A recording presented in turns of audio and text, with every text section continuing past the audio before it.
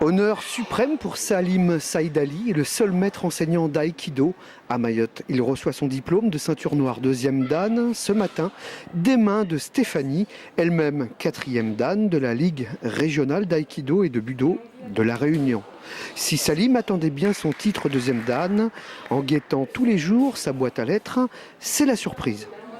De me livrer ce diplôme là en cours d'entraînement, devant les élèves, devant la joie de tous mes élèves. Merci, que je remercie beaucoup.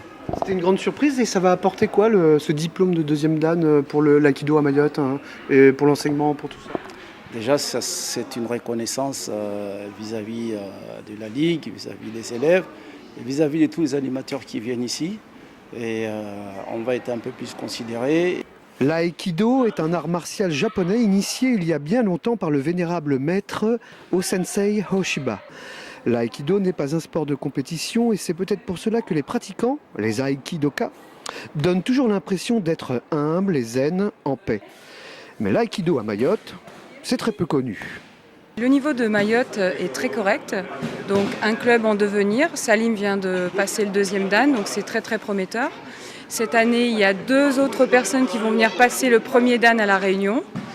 Ce que j'ai pu constater depuis la dernière fois que je suis venue, c'est que les pratiquants ont progressé. Donc pour moi, en fait, revenir et voir toute cette progression, c'est très important. Par contre, il manque du sang neuf. Et ça, c'est important, surtout des filles, parce qu'on en a peu.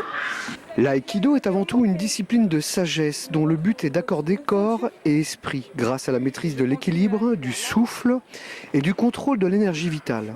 Les aïkidokas, même les plus chétifs, peuvent aspirer et mettre à terre le plus fort d'entre nous car cet art martial se joue des lois de la physique et exploite l'énergie de l'autre, voire de l'adversaire en cas d'agression.